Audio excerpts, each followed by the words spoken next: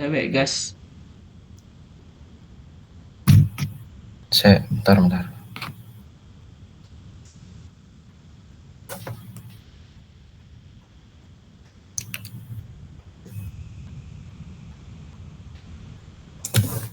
Assalamualaikum warahmatullahi wabarakatuh.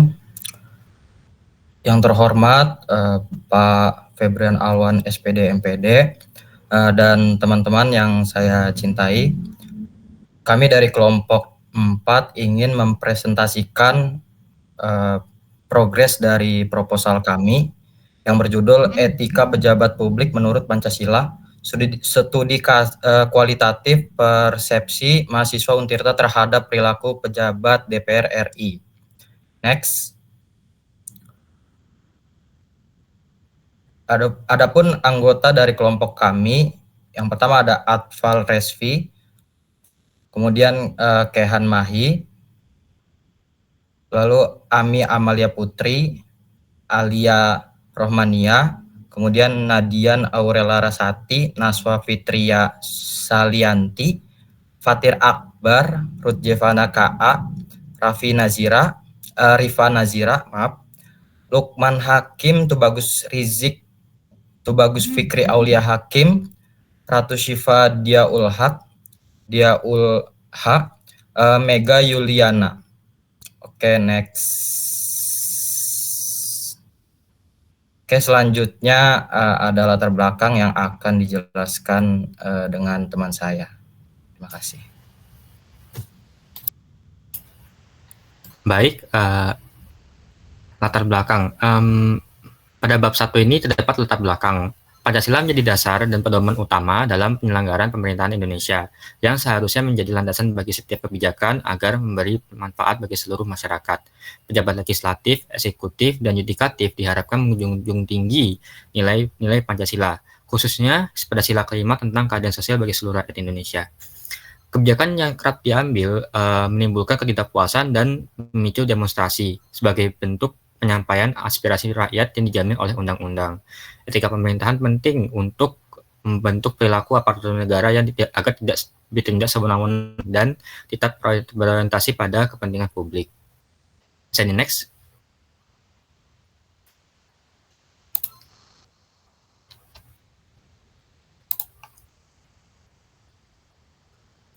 Next. Oke, di sini terdapat identifikasi masalah. Mohon maaf, jangan terlalu next. Nah, di sini terdapat identifikasi masalah. Yang pertama, pejabat DPR RI belum memiliki etika publik dalam komunikasi dengan media. Yang kedua, mahasiswa Untirta yang berfokus pada isu daerah lokal, bukan daerah terpusat seperti Jakarta. Yang ketiga, tingginya sikap apatis dari DPR RI terhadap kritikan masyarakat. Bisa di next.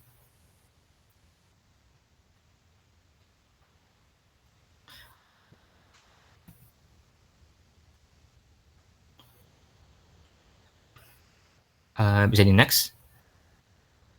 Di bagian rumusan masalah. Oke, rumusan masalah terdapat tiga poin. Yang pertama, apa yang dianggap tidak etis oleh pandangan mahasiswa Untirta yang tidak dianggap sebagai pelanggaran oleh pejabat RI. Yang kedua, apa faktor penyebab dari mahasiswa Untirta yang memberikan kritikan untuk DPR RI. Yang ketiga, bagaimana etika anggota DPR yang seharusnya mencerminkan perilaku yang sesuai dengan Pancasila. Bisa di next.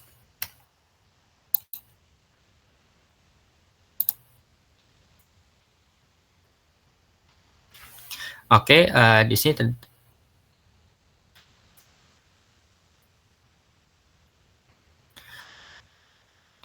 terdapat tujuan penelitian. Yang pertama, untuk mengetahui pandangan mahasiswa Universitas Sultan Ageng Tirtayasa atau Untirta mengenai tingkat tindakan yang dianggap tidak etis dan namun tidak dipandang sebagai pelanggaran oleh pejabat DPR RI. Yang kedua, untuk mengidentifikasi faktor-faktor yang mendorong mahasiswa Untirta dalam memberikan kritik terhadap perilaku anggota DPR RI. Yang ketiga, untuk menganalisis bagaimana etika yang seharusnya diterapkan oleh anggota DPR RI agar perilakunya dicerminkan nilai-nilai yang tidak sesuai dengan Pancasila.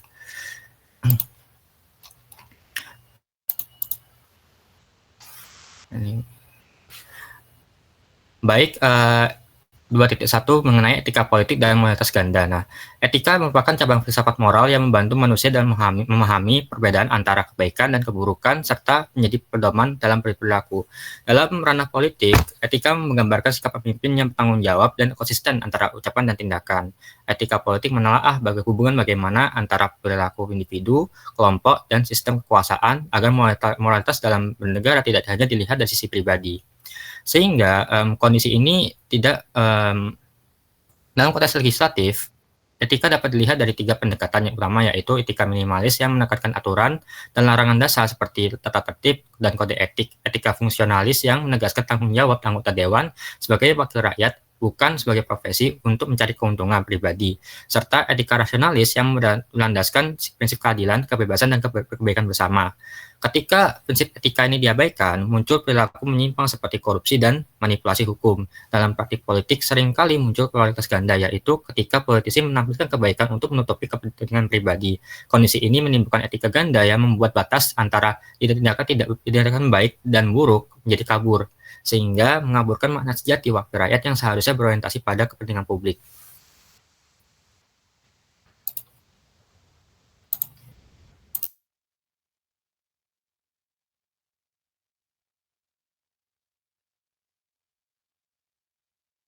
Selanjutnya di sini ada etika publik. Etika publik merupakan seperangkat nilai dan prinsip moral yang menjadi pedoman bagi aparatur pemerintah dalam melaksanakan tugas pelayanan kepada masyarakat.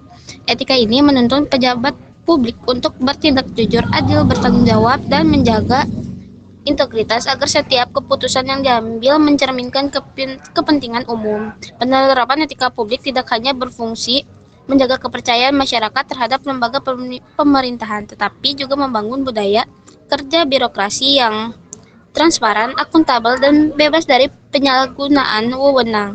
Melalui penerapan etika yang baik, aparatur negara dapat menciptakan pemerintahan yang bersih, profesional, serta berorientasi pada pelayanan publik yang adil, berkualitas, dan berintegritas tinggi.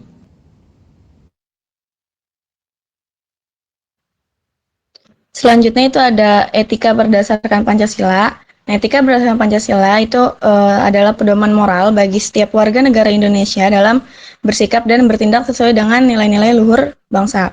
Sebagai dasar negara dan pandangan hidup, nah Pancasila itu mengandung prinsip moral universal yang menuntun perilaku manusia dalam kehidupan bermasyarakat, berbangsa, dan bernegara. Setiap sila pada Pancasila itu pasti memiliki nilai etika tersendiri seperti kejujuran, integritas, dan bertanggung jawab. Pada sila pertama yaitu mengandung empati dan saling menghargai. Kemudian pada sila kedua yaitu semangat persatuan, dan pada sila ketiga itu berisi musyawarah dan demokrasi. Kemudian pada sila keempat serta keadilan sosial pada sila kelima. Etika Pancasila tidak hanya bersifat teoritis, tetapi juga harus diwujudkan dalam bentuk tindakan nyata. Nah, terutama dilakukan oleh pejabat publik yang berperan dalam pengambilan kebijakan. Pejabat publik dituntut untuk mengutamakan kepentingan masyarakat, menjauhi penyalahgunaan kekuasaan, serta menjunjung tinggi integritas dan transparansi. Dengan menerapkan nilai-nilai etika yang berdasarkan dengan Pancasila, kebijakan yang diambil itu akan lebih berempati terhadap masyarakat dan mencerminkan tanggung jawab moral, sehingga terbentuk karakter pemimpin yang dapat menjadi teladan dan menjaga nilai-nilai luhur bangsa. Next. Selanjutnya ada subbab 2.4 yaitu implementasi etika berdasarkan Pancasila. Berdasarkan makna dan nilai yang terkandung dalam setiap nilai, penerapan etika Pancasila dapat diwujudkan dalam berbagai aspek kehidupan. Berikut adalah beberapa implementasinya. Pertama, pada sila ketuhanan yang Maha Esa. Sila ini menegaskan bahwa bangsa Indonesia adalah masyarakat yang beriman dan bertakwa kepada Tuhan sesuai agama dan kepercayaannya masing-masing. Implementasinya tampak dari sikap toleransi, saling menghormati antar umat beragama, serta kebebasan dalam memilih dan menjalankan keyakinan tanpa paksaan. Yang kedua ada sila kemanusiaan yang adil dan beradab. Sila ini menegaskan bahwa Indonesia adalah masyarakat yang sila ini menjelaskan bahwa kita diajarkan untuk saling menghormati harkat dan martabat manusia, memperlakukan semua orang secara adil, serta berani membela kebenaran dan keadilan. Sikap saling menghormati dan kerjasama menjadi bentuk nyata dari penerapan pada sila ini. Selanjutnya ada sila ketiga yaitu Persatuan Indonesia. Etika pada sila ini tercermin melalui semangat gotong royong, rela berkorban, dan menempatkan kepentingan bangsa di atas kepentingan pribadi atau golongan. Selanjutnya pada sila keempat, yaitu sila kerakyatan yang dipimpin oleh hikmat kebijaksanaan dalam permusyawaratan perwakilan. Sila ini menekankan bahwa pentingnya musyawarah untuk mencapai mufakat dan mengutamakan kepentingan bersama. Sila keputusan harus dilaksanakan dengan tanggung jawab serta menjunjung tinggi semangat kebersamaan. Selanjutnya, yang terakhir ada sila kelima, yaitu sila keadilan sosial bagi seluruh rakyat Indonesia, yang menegaskan bahwa kesetaraan hak dan kewajiban, menghargai usaha orang lain, dan berperan aktif dalam kemajuan bangsa. Next.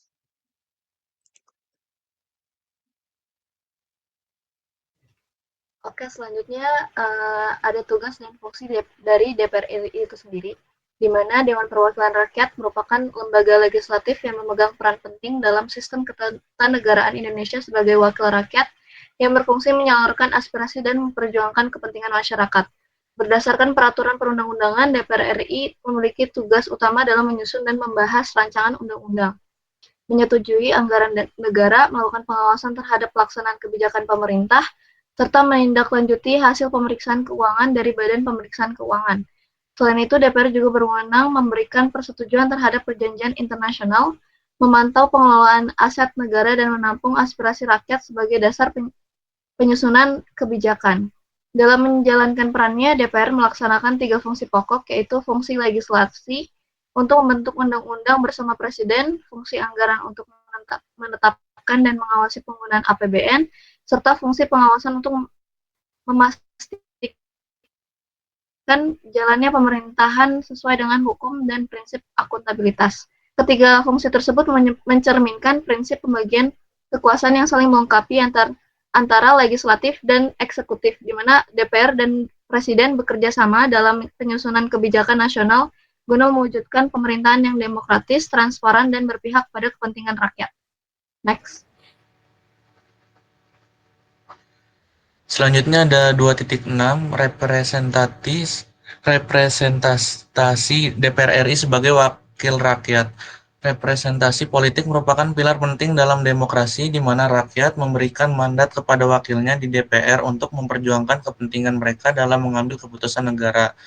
DPR memiliki legitimasi kuat sebagai lembaga perwakilan rakyat yang menjalankan fungsi legislasi, anggaran, dan pengawasan sesuai dengan konstitusi. Melalui fungsi tersebut, DPR berperan membentuk kebijakan publik, mengawasi penggunaan anggaran, serta menyalurkan aspirasi masyarakat melalui berbagai mekanisme seperti masa reses, rapat dengan pendapat, dan pemanfaatan media sosial.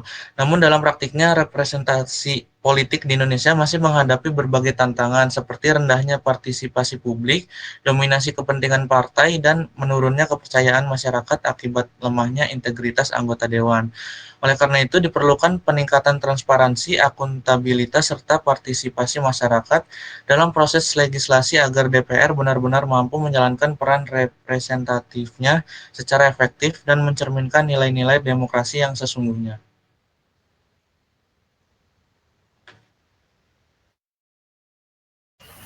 Selanjutnya ada fenomena apatisme pejabat, yaitu yang pertama ada kasus Setia Novanto.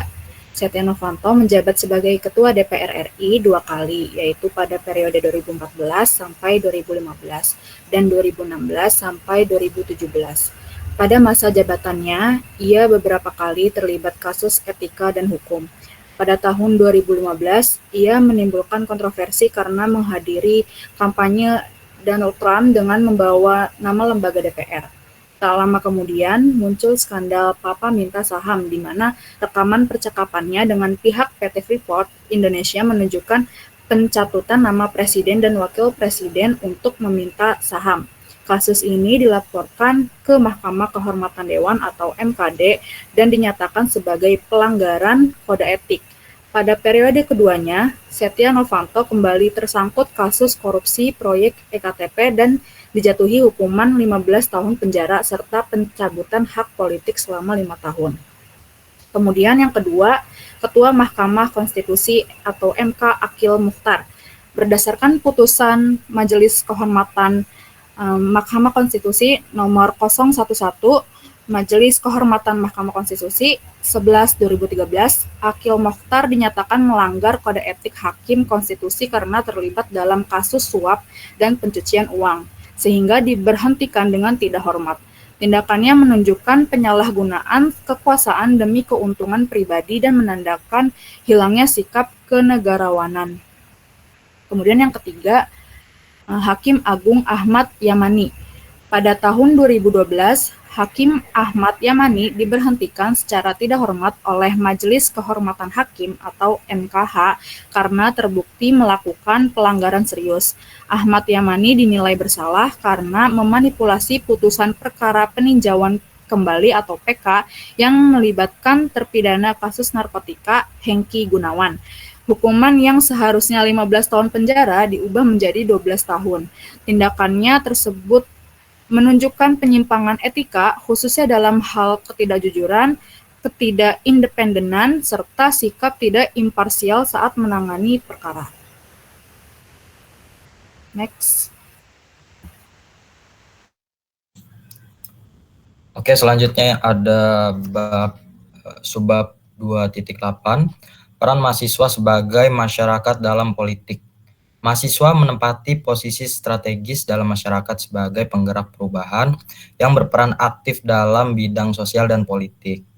Dengan kemampuan berpikir kritis, semangat idealisme, dan kepedulian terhadap nilai-nilai kebangsaan, mahasiswa turut membentuk sistem politik yang terbuka, partisipatif, dan beretika. Mahasiswa tidak hanya menjadi penerima kebijakan, tetapi juga penggerak aspirasi masyarakat serta pengawas jalannya pemerintahan. Melalui kegiatan akademik dan sosial, mahasiswa menanamkan nilai-nilai demokrasi seperti kebebasan berpendapat, toleransi dan tanggung jawab sosial, partisipasi aktif dalam pemilu, kampanye, serta penyampaian pandangan politik mencerminkan kesadaran dan tanggung jawab mahasiswa sebagai warga negara. Dengan demikian, mahasiswa berperan sebagai pelaku pendidik sekaligus penjaga moral politik bangsa yang berlandaskan kejujuran, keadilan, dan nilai-nilai Pancasila. Next.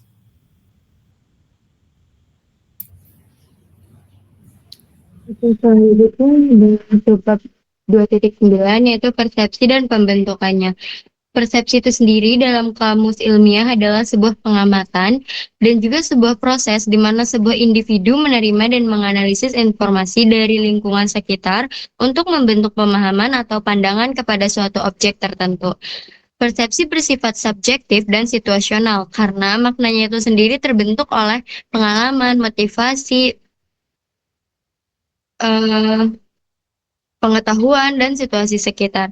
Proses pembentukan persepsi biasanya dipengaruhi oleh dua faktor utama, yaitu faktor internal dan faktor eksternal.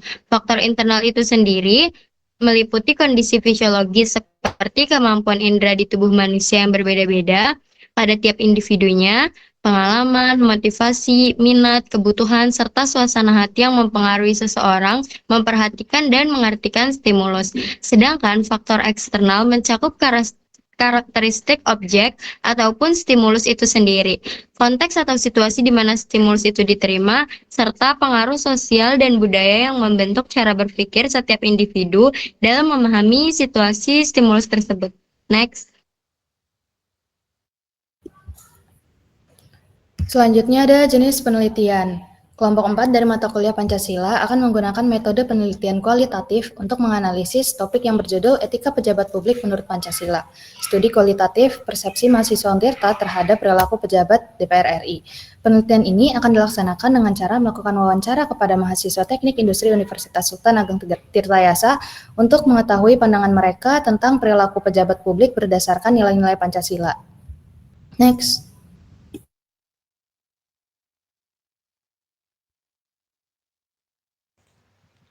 Baik, yang selanjutnya ada 3.2 yaitu lokasi dan waktu penelitian. Penelitian ini akan dilakukan di Fakultas Teknik Universitas Sultan Ageng Tirtayasa atau Untirta yang terletak di Cilegon, Banten. Pemilihan tempat ini didasari oleh pertimbangan bahwa fakultas tersebut merupakan lingkungan akademis yang terdiri dari mahasiswa dengan kemampuan berpikir kritis dan rasional, sehingga dianggap penting untuk meneliti pandangan mereka tentang etika pejabat publik berdasarkan nilai-nilai Pancasila. Di samping itu, Fakultas Teknik Untirta menawarkan suasana akademik yang mendukung pelaksanaan penelitian kualitatif melalui wawancara dan diskusi. Sedangkan waktu pelaksanaan dengan penelitian belum ditetapkan secara tepat, tetapi akan disesuaikan dengan jadwal akademik dan ketersediaan responden agar pengumpulan data dapat berlangsung efektif dan menghasilkan informasi yang tepat sesuai dengan tujuan penelitian. Next.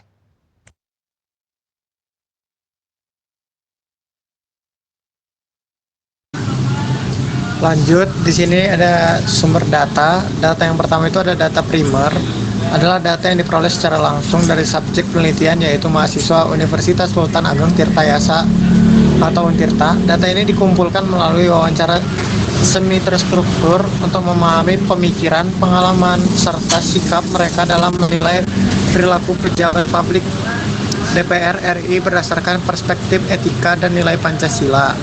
Jadi ada 4 dari data primernya. Yang pertama itu profil informan, persepsi etika pejabat DPR RI, relevansi nilai Pancasila, dan yang keempat harapan dan sikap mahasiswa.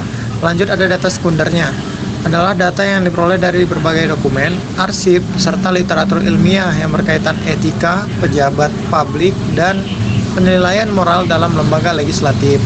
Data ini digunakan untuk memperkuat analisis, memberikan konteks, dan membandingkan pandangan mahasiswa dengan kerangka teori dan makna yang ada. Jadi ada 3 data sekunder. Yang pertama itu kajian teoritis, etika dan Pancasila, dokumen dan peraturan resmi, dan yang ketiga informasi kasus dan berita terkini.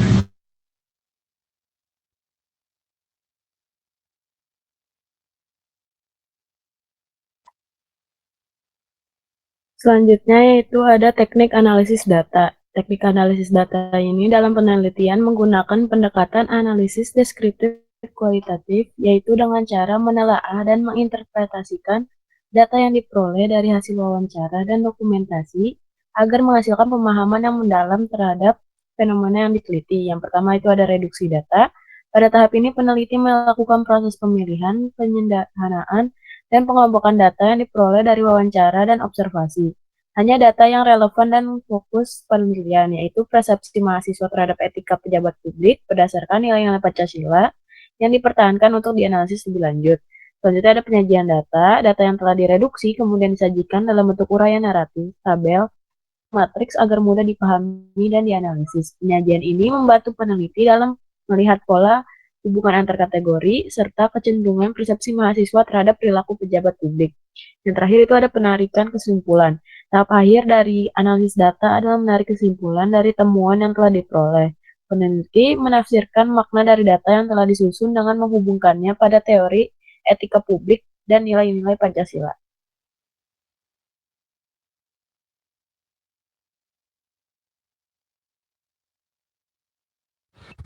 Kemudian 3.5 ada flowchart penelitian. Dapat dilihat di sini ada gambar flowchartnya. Kemudian keterangannya adalah alur penelitian ini dimulai dari tahap mulai sebagai penanda dimulainya seluruh proses penelitian. Selanjutnya dilakukan studi literatur untuk memperoleh dasar teori dan juga konsep yang relevan melalui kajian buku, jurnal, dan juga penelitian yang sudah ada terlebih dahulu. Setelah itu, peneliti melakukan observasi lapangan yang berguna untuk memahami kondisi nyata dan juga untuk mengidentifikasi permasalahan secara faktual. Nah, berdasarkan hasil observasi dan juga kajian teori, kemudian disusun rumusan masalah yang menjadi fokus utama penelitian ini, diikuti dengan penetapan tujuan penelitian agar arah pelaksanaannya jelas dan juga terukur. Penelitian ini kemudian dibatasi melalui beberapa batasan-batasan masalah untuk mempersempit ruang lingkup pembahasan agar fokus pada aspek yang tahap berikutnya adalah pengumpulan data melalui observasi, wawancara, dan juga dokumentasi yang kemudian dilanjutkan dengan data melalui proses reduksi, klasifikasi, dan juga interpretasi agar data lebih terstruktur. Hasil pengolahan data kemudian dianalisis pada tahap analisis dan pembahasan dengan mengaitkan temuan penelitian pada teori yang ada. Setelah itu, penelitian ini dapat ditarik kesimpulan dan juga sarannya sebagai jawaban dari rumusan masalah, sekaligus rekomendasi untuk penelitian selanjutnya. Seluruh rangkaian kegiatan berakhir pada tahap selesai yang menandakan penelitian telah tuntas dilaksanakan.